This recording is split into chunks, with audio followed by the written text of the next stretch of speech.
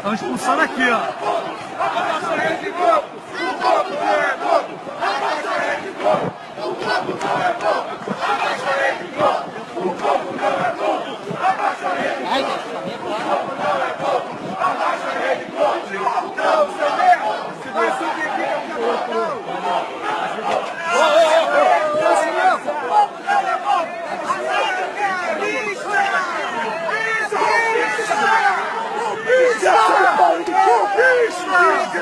país! Desgraça do país! Olha lá. Ó, a polícia veio com spray de pimenta. Spray de pimenta da polícia. Caralho.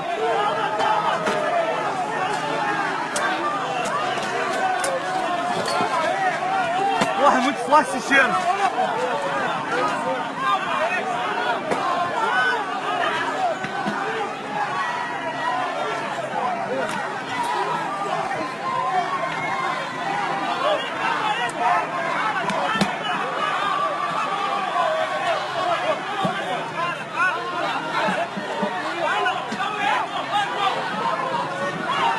Aí, o clima pegou fogo agora, hein? Eles vão atacar. Eles foram embora.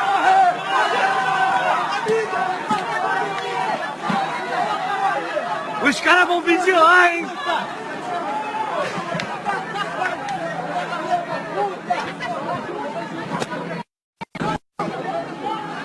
É isso aí, galera. É melhor a gente voltar, porque a polícia vai vir atrás. Mano, que isso? Eu nunca vi isso. Caralho, até meu chinelo arrebentou. Vamos voltar lá pro ato. É isso. O que a gente planta, a gente colhe, né? Não é à toa.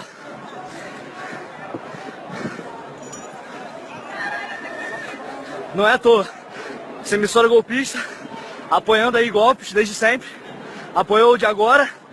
E é isso que recebe em troca, né? Vai fazer o quê? Culpa dos funcionários, não é?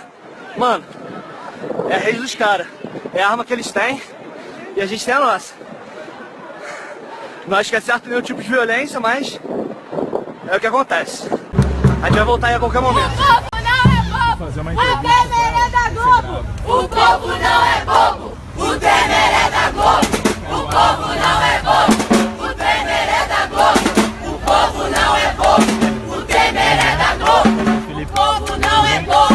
O Temer é da Globo! O povo não é bobo! Aqui assim, ó. Todo o apoio da galera aqui em volta. A gente tá ao vivo aqui na Mídia Ninja. Vamos falar com a Hélida. A Globo ali no fundo disso. Hélida, o que tá acontecendo aqui hoje? Então, nós viemos aqui hoje na frente da sede da Rede Globo, aqui no Rio de Janeiro, para denunciar essa emissora golpista, né? Que ela tem um lado e o lado dela não é o do povo. Ela teve um papel fundamental na sustentação do golpe que nós sofremos em 2016, assim como ela teve em 1964. Ela não está do lado do povo brasileiro, por isso que a juventude hoje veio aqui para denunciar o papel que a Globo tem nesse golpe, que retira os direitos, né? Que exclui ainda mais a classe trabalhadora ao acesso aos seus direitos fundamentais. A importância do dia de hoje, um dia de paralisação nacional em todo o país. Essa aqui é uma das manifestações que integra o 31M. Como você está vendo a mudança dessa curva de indignação contra o governo golpista?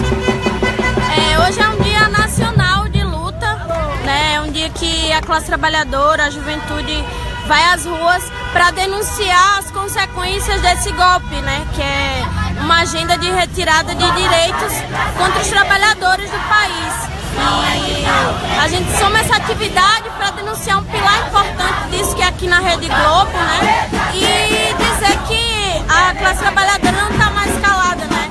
Março tem sido um mês importante, um marco, né?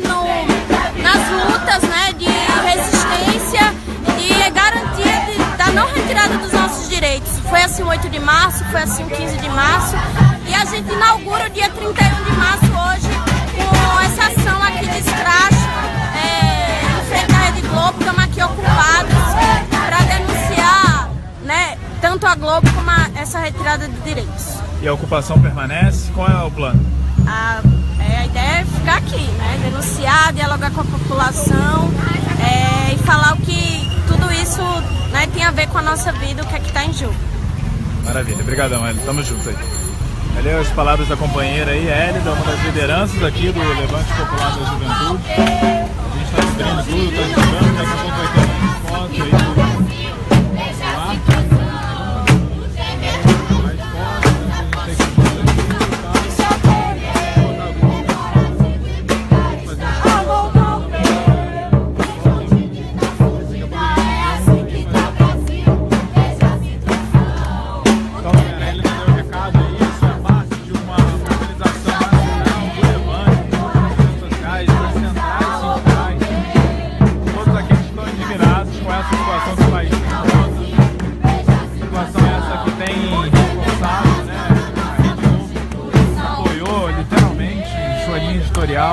toda a movimentação do Congresso que levou a esse golpe de Estado. As saninhas de Sorel foram claras, não só da rua, mas de outros veículos corporativos também, né? Estadão, Folha de São Paulo. Esse é o momento da juventude se posicionar nos movimentos sociais. Vocês estão ouvindo aí as buzinas, são vários os carros que passam aí buzinando, que passam aí manifestando solidariedade. Há hoje uma curva de indignação guinando aí contra esse governo golpista. Cada vez mais as pessoas, não só dos movimentos sociais, não só das organizações, mas as pessoas que são, né, de certa forma mais desorganizadas nesse sentido político mesmo, de pertencer a um movimento, a um partido, vem expressando a sua indignação, vem cada vez mais compreendendo a perda de direitos, né, que simboliza a estada desse governo golpista no poder, e vem se manifestando aí, se indignando também contra toda essa situação. Por isso que é importante todo mundo estar acompanhando aí, divulgar, levar adiante essa ação aqui do Levante, frente à sede da Rede Globo, e continuar acompanhando aí a Medianinha. A gente vai continuar a transmissão, a gente vai continuar acompanhando aqui o acampamento, mas não só, são centenas de cidades que realizam hoje um ato nacional de paralisação contra a reforma da Previdência, contra a reforma trabalhista e contra esse governo golpista que está ilegitimamente no poder. Vamos conversar aqui com mais um.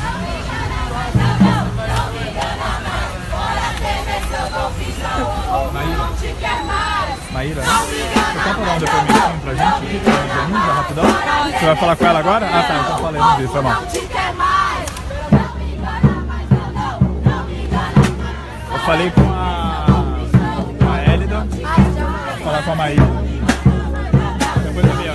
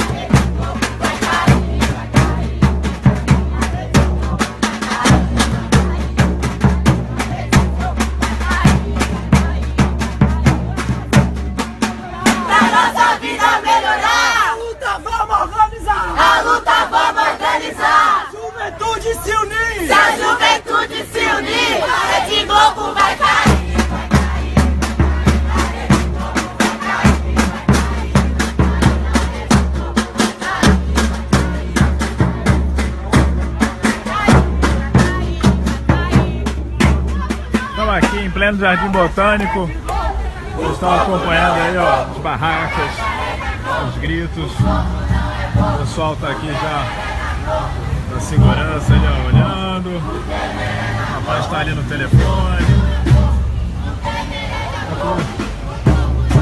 Passando ali. Estamos aqui, acampado em frente à Rede Globo, diretamente do Rio de Janeiro, aqui no Jardim Botânico. Já são mais de 1000 pessoas que acabam de compartilhar o nosso vídeo. Mas daqui a pouco a Rede Globo chega a 98% dos lares em todo o Brasil. Uma ideologia que é contrária à democracia no Brasil. Não é à toa que eles apoiaram o golpe de 64 e, consequentemente, apoiaram o golpe de 2016. Golpe esse que faz aniversário amanhã, no dia 1º de abril, completando aí seus 53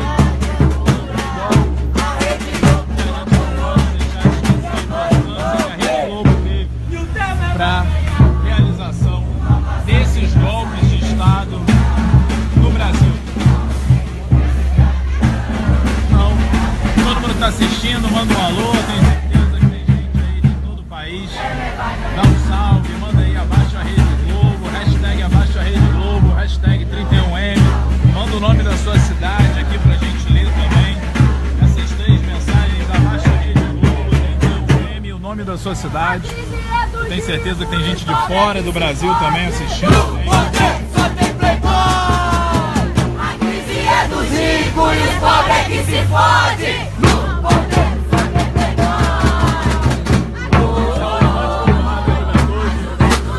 Tomando aqui, ocupando a Rede Globo. O trabalhador. A juventude chegou. Mais de 1012 pessoas já compartilharam. É isso aí, galera. Vamos compartilhar, vamos comentar, vamos mandar pra geral. Rede Globo ocupada, ocupa a Rede Globo, hashtag hashtag 31M.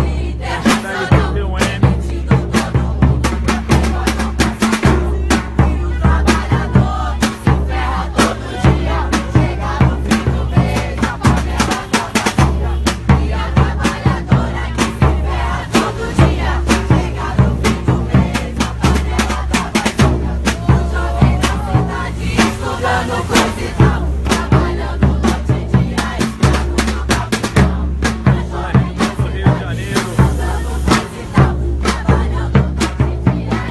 gente de Belo Monte Belo, perdão, Juventude chegou. gente do Rio de Janeiro mesmo,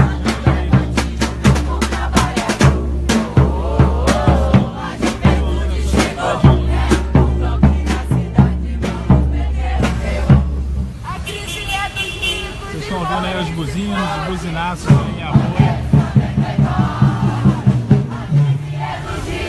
Os pobres é que se fode. Golpe a gente vê por aqui. Essa é a Rede Globo golpista de televisão.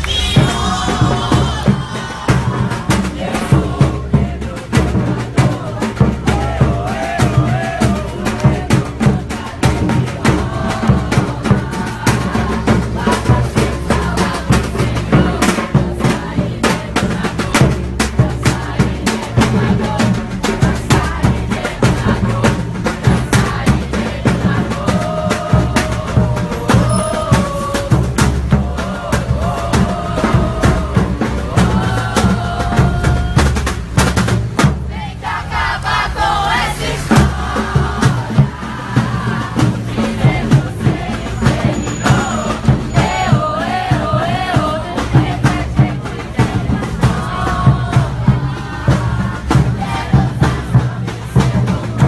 Continua acompanhando a nossa transmissão. A gente vai continuar aqui cobrindo o ato. Hoje aqui no Jardim Botânico, em várias cidades do país. 31M, um dia de paralisação geral, um dia de luta contra esse golpe em curso no Brasil e contra a perda de direitos em todo o país. Continua com a gente volta dentro de instantes. Vamos junto. Saúde do Estado, Ciro Gomes, e a gente vai falar agora, Ciro, sobre Petrobras. Tem esses escândalos aí da Petrobras, estão sendo descobertos, enfim, agora essa semana a gente teve o cearense Sérgio Machado, que saiu da Transpetro.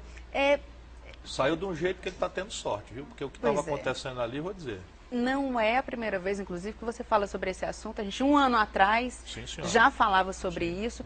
E parece que nos bastidores todo mundo sabe que tem alguma coisa muito errada acontecendo Brasília não ali. vive disso? Brasília vive de segredo de polichinelo. Mais ou menos todo mundo sabe quem está roubando aonde. Quanto não, quanto é segredo. Né?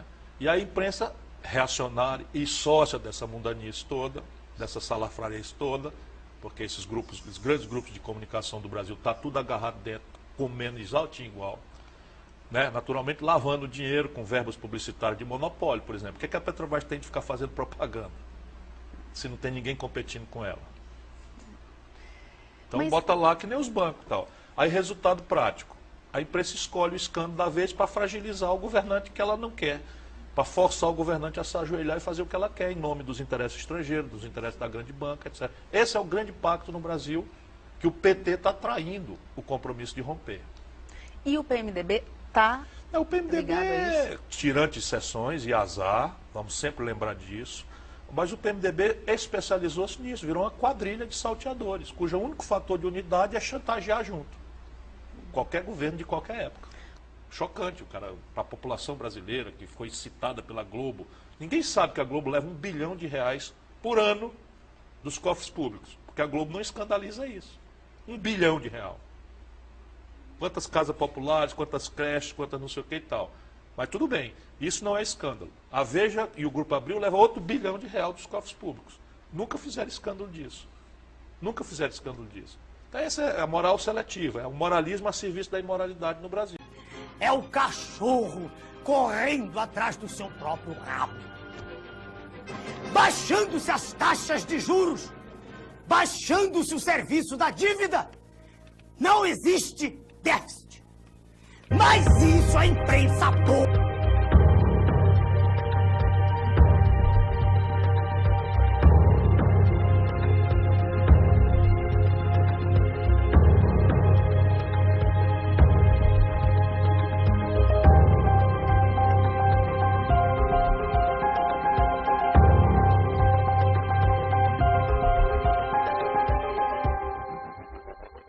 Existe em andamento um projeto maquiavélico de destruição do Estado brasileiro. Pretende-se entregar todo o patrimônio da nação, estatais, Banco do Brasil, bancos estaduais, subsolo, Amazônia, enfim, entregar tudo o que representa riqueza, riqueza verdadeira, para os donos do poder mundial. Dizem que isso é modernismo, que vamos ingressar no primeiro mundo, que o Estado deve ser o menor possível e que tudo que é estatal deve ser privatizado. Venderam-se, entre outras, a Usiminas, a segunda usina siderúrgica mais eficiente do planeta, e a Companhia Siderúrgica Nacional, símbolo da indústria brasileira. Todas essas vendas vêm sendo feitas a preço de banana, e ainda são pagas com papéis públicos que estavam altamente desvalorizados. É um verdadeiro assalto à nação, feito às claras, e com a imprensa toda batendo palmas. Com o dinheiro arrecadado das privatizações, diz o governo, estaremos diminuindo a dívida interna do Brasil. Mas o curioso é que se vai vendendo tudo e a dívida interna está aumentando.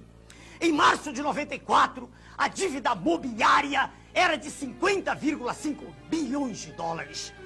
Em julho de 94, com a implantação do real, foi para 59,5 bilhões de dólares. E, em julho de 95, com um ano do plano real, ela já estava em 82,2 bilhões de dólares. Então, para que servem as privatizações? Privatizações são negociatas que servem para transferir o formidável patrimônio público para uma minoria privilegiada de representantes legítimos do sistema financeiro internacional. O governo, sob o comando do sistema financeiro internacional, estabelece juros da dívida interna tão extorsivos que vão exaurindo as finanças públicas e vão quebrando as indústrias, destruindo a agricultura, aumentando o desemprego e criando, como diz o professor Adriano Benayon, doutor em economia pela Universidade de Hamburgo, na Alemanha, criando, sim, uma verdadeira economia de cemitério. O que eles pretendem é a demolição do Estado. Destruído o Estado, segue-se o esfacelamento da nação, fazendo com que o povo não acredite em nada que é nacional, com que perca a sua autoestima e que tenha vergonha de ser brasileiro. Daí a propaganda gigantesca a favor do Estado mínimo, de desmoralização das Forças Armadas, que são o braço armado do povo, e de destruição da família, que é a célula básica da sociedade. É a anulação de todos os nossos valores morais. É o deboche institucionalizado. Mas a nação é o povo, com o seu território, com a sua história, os seus costumes e com a sua língua. Eles querem destruir nossa nação. Com a desculpa de modernidade, de entrar no primeiro mundo, o que estão fazendo é destruir a indústria nacional. Esta é a verdade sobre o projeto neoliberal, que a imprensa podre não mostra. É conduzir o nosso povo, qual manada de búfalos, para o precipício, para a escravidão. É como se fosse um gigantesco octopus, com seus tentáculos, sugando todas as nossas riquezas e drenando-as para os donos do mundo. É a perda definitiva da soberania nacional. Meu nome é Enéas.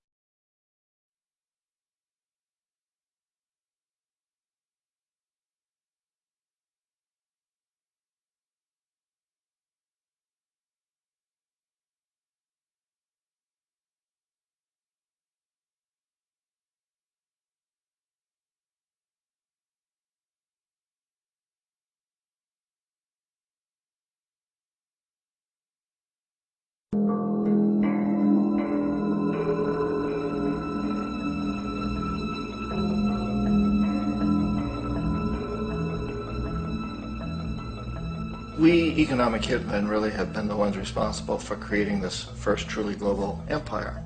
And we work many different ways.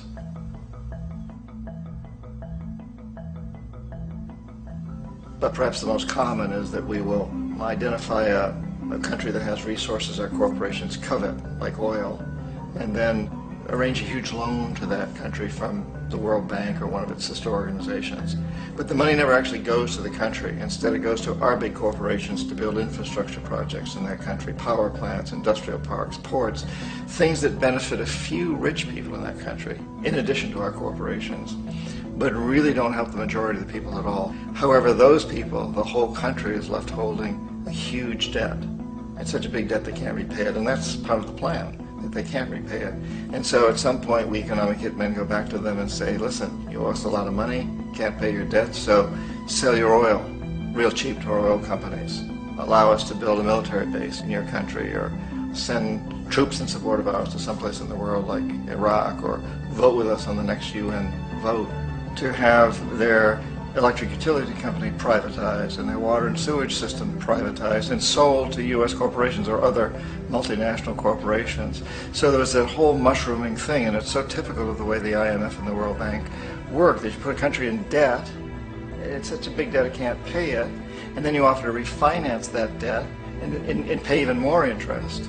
And you demand this quid pro quo, which you call a conditionality or good governance, which means basically that they've got to sell off their resources, including many of their social services, their utility companies, their school systems sometimes, their penal systems, their insurance systems, to foreign corporations.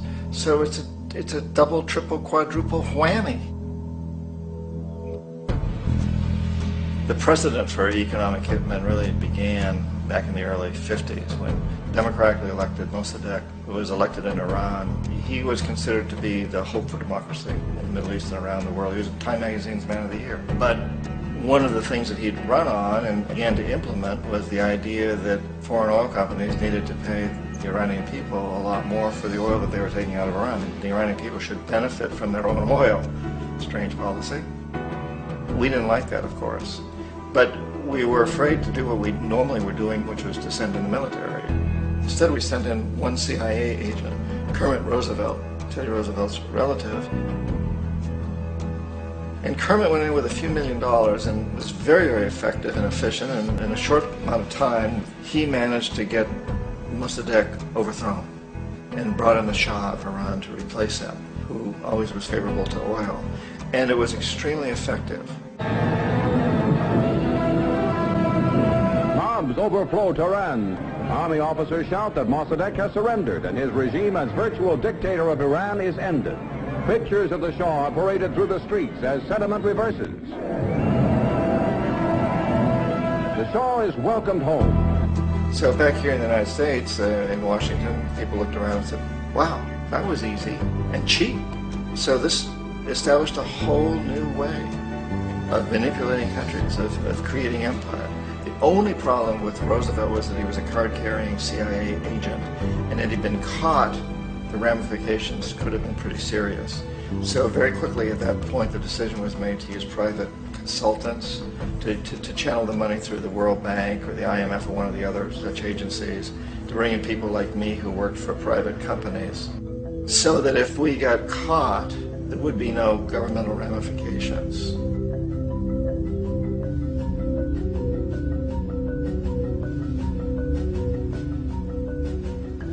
When Arbenz became president of Guatemala, the country was very much under the thumbs of United Fruit Company, the big international corporations. And Arbenz ran on this ticket that says, you know, we want to get the land back to the people. And once he took power, he was implementing policies that would do exactly that, give the land rights back to the people. United Fruit didn't like that very much. And so they hired a public relations firm, launched a huge campaign in the United States to convince the United States people, the citizens of the United States, and the press of the United States, and the Congress of the United States, that Arbenz was a Soviet puppet, and that if we allowed him to stay in power, the Soviets would have a foothold in this hemisphere. And that at that point in time was a huge fear on everybody's mind, the Red Terror, the communist terror. And so, to make a long story short, out of this public relations campaign came a commitment on the part of the CIA and the military to take this man out. And in fact, we did. We sent in planes, we sent in soldiers, we sent in jackals, we sent everything in to take him out, and did take him out. And as soon as he was removed from office, the new guy that took over after him basically reinstated everything to the big international corporations, including United Fruit.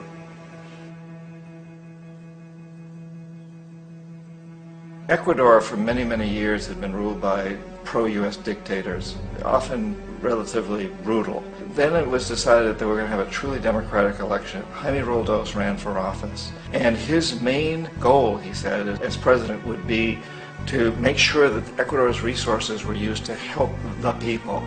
And he won, overwhelming, by more votes than anybody had ever won anything in Ecuador. And he began to implement these policies to make sure that the profits from oil went to help the people. Well, we didn't like that in the United States. I was sent down as one of several economic hitmen to change Roldos, to corrupt him, to bring him around, to let him know, you know, okay, you know, you can get very rich, you and your family, if you play our game, but if you continue to try to keep these policies you've promised, you're going to go. He wouldn't listen. He was assassinated. As soon as the plane crashed, the whole area was cordoned off. The only people allowed in were U.S. military from a nearby base and some of the Ecuadorian military. When an investigation was launched, two of the key witnesses died in car accidents before they had a chance to testify. A lot of very, very strange things that went on around the assassination of Jaime Roldos. I, like most people who've really looked at this case, have absolutely no doubt that it was an assassination. And of course, in my position as an economic hitman, I was always expecting something to happen to Jaime, whether it be a coup or assassination, I wasn't sure, but that he would be taken down because he was not being corrupted. He would not allow himself to be corrupted the way we wanted to corrupt him. Omar Torrijos, president of Panama, was, you know, one of my favorite people. I really, really liked him. He was very charismatic. He was a guy who really wanted to help his country. And when I tried to bribe him or corrupt him, he said, look, John, he called me Juanito. He said, look, Juanito, I don't need the money. What I really need is for my country to be treated fairly. I need for the United States to repay the debts that you owe my people for all the destruction you've done here. I need to be in a position where I can help other Latin American countries win their independence and be free of this terrible presence from the north that you people are exploiting us so badly. I need to have the Panama Canal back in the hands of the Panamanian people. That's what I want. And so, leave me alone. Don't try to bribe me. It was 1981, and in May, Jaime Roldos was assassinated. And Omar was very aware of this. Torrijos got his family together and he said, I'm probably next, but it's okay because I've done what I came here to do. I renegotiated the canal. The canal will now be in our hands. He just finished negotiating the treaty with Jimmy Carter. In June of that same year, just a couple of months later, he also went down in an airplane crash, which there's no question was executed by CIA-sponsored jackals. Tremendous amount of evidence that one of Torrijos' security guards handed him at the last moment as he was getting on the plane a tape recorder, a small tape recorder that contained a bomb.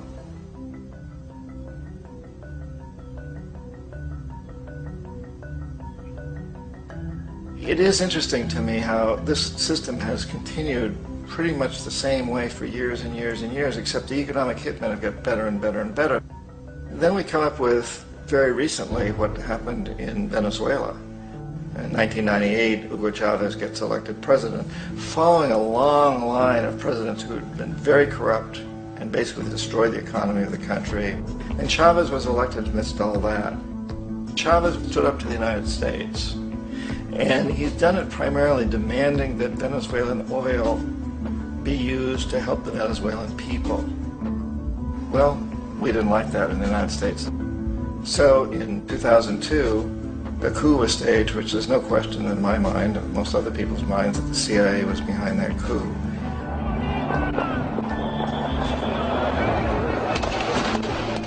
The way that that coup was fomented was very reflective of what Kermit Roosevelt had done in Iran, of paying people to go out into the streets, to riot, to protest, to say this Chavez is very unpopular.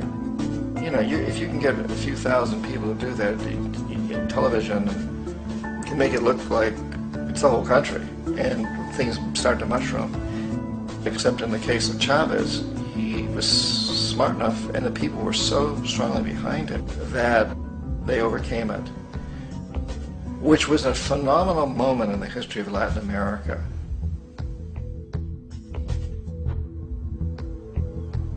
Iraq actually is a perfect example of the way the whole system works. So we economic hitmen are the first line of defense. We go in and we try to corrupt governments and get them to accept these huge loans, which we then use as leverage to basically own them.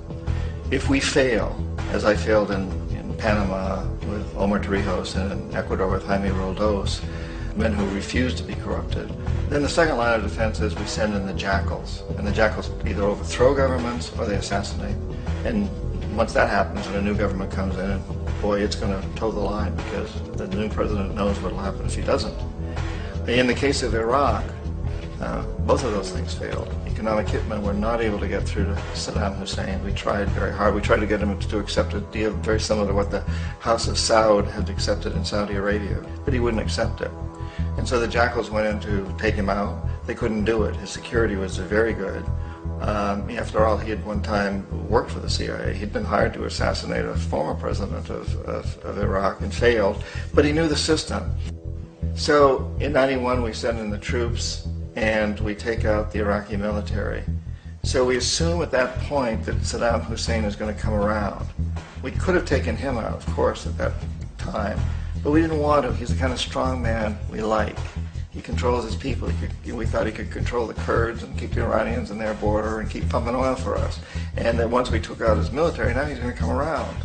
So the economic hitmen go back in the 90s without success. If they'd had success, he'd still be running the country. We'd be selling him all the fighter jets he wants and everything else he wants. But they couldn't. They didn't have success. The jackals couldn't take him out again. So we sent the military in once again, and this time we did the complete job and took him out, and in the process created for ourselves some very, very lucrative construction deals. We had to reconstruct a country that we'd essentially destroyed, which is a pretty good deal if you own construction companies, big ones. So, you know, Iraq shows the three stages. The economic hitmen failed there, the jackals failed there, and as a final measure, the military goes in. And in that way, we've really created an empire, but we've done it very, very subtly. It's clandestine. All the empires of the past were built on the military, and everybody knew they were building them. So the British knew they were building them, the French, the Germans, the Romans, the Greeks, and they were proud of it. And they always had some excuse, like spreading civilization, spreading some religion, something like that. But they knew they were doing it. We don't. The majority of the people in the United States have no idea that we're living off the benefits of a clandestine empire, that today there's more slavery in the world than ever before. And then you have to ask yourself, well, if it's an empire, then who's the emperor? Obviously, our presidents of the United States are not emperors. An emperor is someone who's not elected, doesn't serve a limited term, and doesn't report to anyone, essentially. So you can't classify our presidents that way. But we do have what I consider to be the equivalent of the emperor, and it's what I call the corporatocracy. The corporatocracy is this group of individuals who run our biggest corporations, and they really act as the emperor of this empire. They control our media, either through direct ownership or advertising. They control most of our politicians because they finance their campaigns, either through their corporations or through personal contributions that come out of the corporations. They're not elected, they don't serve a limited term, they don't report to anybody. And at the very top of the corporatocracy, you really can't tell whether a person's working for a private corporation or the government because they're always moving back and forth. So, you know, you've got a guy who one moment is the president of a big construction company like Halliburton, and the next moment he's vice president of the United States, or the president who is in the oil business. And this is true whether you've got Democrats or Republicans in the office. You have to moving back and forth through the revolving door. And in a way, our government is invisible a lot of the time, and its policies are carried out by our corporations on one level or another. And then again, the policies of the government are basically forged by the corporatocracy and then presented to the government. They become government policy. So it's an incredibly cozy relationship. This isn't a conspiracy theory type of thing. These people don't have to get together and plot to do things. They all basically work under one primary assumption, and that is that they must maximize profits regardless of the social and environmental costs.